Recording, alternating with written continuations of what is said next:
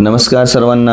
शिक्षक पात्रता परीक्षेचा अभ्यास करणाऱ्या सर्व शिक्षकांना माझा पुन्हा एकदा या ठिकाणी आपल्या प्रयाग इन्स्टिट्यूट यूट्यूब चॅनलवर सर्वांचं स्वागत. आज आपण एक महत्त्वाची गोष्ट या ठिकाणी बघणार आहोत, ती आहे अवबोध. अवबोधाचे दोष. अवबोध का निर्माण होतात आणि त्यातील दोष काय आहेत त्यावरती प्रश्न आपल्याला विचारला जातो. छोटीशी कल्पना आहे, 1 ते 2 मिनिटात आपण कंप्लीट करणार आहोत. ठीक आहे, तर लक्ष द्या. अवबोध हे एक प्रकारे आपल्याला बोधात्मक किंवा बोध घडवून देणारी गोष्ट असते, जी की आपल्याला एक माहिती करून देणारी गोष्ट असते. आणि एक इनपुटच्या माध्यमातून आपण मानवी देह याचा जर विचार केला तर आपल्याकडे ज्ञानेंद्रिय आहेत, हे माहिती घेणारे आहेत, बरोबर. आणि हीच ज्ञानेंद्रिय आहेत, ही माहिती देणारे म्हणून सुद्धा आहेत.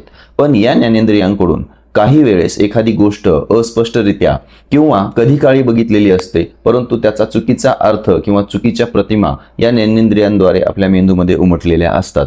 आणि या ज्ञानेंद्रियांकडून अशा काही ज्या चुका झालेल्या असतात किंवा होत असतात त्याला आपण इंद्रिय भ्रम असं म्हणत असतो. आणि हा एक अवबोधातील सर्वात मोठा दोष आहे की मी हे पाहिलं होतं, माझ्या हे लक्षात आहे, परंतु कधी कधी काय होतं, या इंद्रियांकडून काही अस्पष्ट बोध आपल्या मनामध्ये कोरले जात असतात आणि हे चुकीच्या दृष्टीने आपल्या ज्ञानेंद्रियाकडून आपल्याला एक माहिती म्हणून आपण ती लक्षात घेत असतो, त्याला आपण इंद्रिय भ्रम म्हणतो. ठीक आहे, आता चित्तभ्रम म्हणजे काय असतं, तर अवबोधातील हा सुद्धा एक मोठा दोष आहे.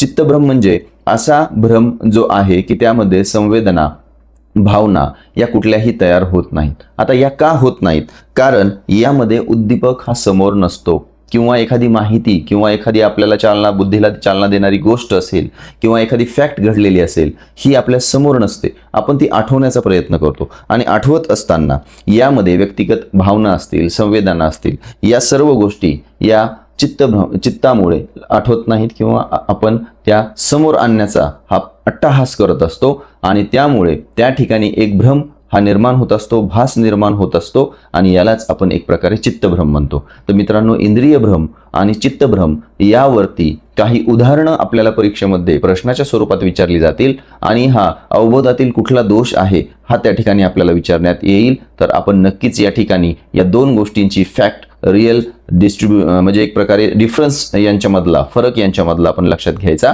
आहे. आता यामधील मोठी नोट्सवरील लेक्चर्स आपल्या यूट्यूब चॅनलवर अपलोड करण्यात आलेली आहेत, परंतु या ठिकाणी एक छोटासा प्रयत्न, जे की अभ्यासामध्ये वाचनाचा किंवा त्या ठिकाणी मोठी व्हिडिओ बघण्याचा त्या ठिकाणी ज्यांना जमत नाही त्यांना अशा 1-1, 2-2 मार्काच्या फॅक्ट या ठिकाणी 1-2 मिनिटाच्या आत टाकण्याचा प्रयत्न आमच्या टीमकडून आहे. आवडल्यास लाईक करा, शेअर करा आणि सबस्क्राईब करायला मात्र विसरू नका. भेटू आपण अशाच नवीन एका मानसशास्त्रीय फॅक्टमध्ये. तोपर्यंत बाय बाय अँड थँक्यू.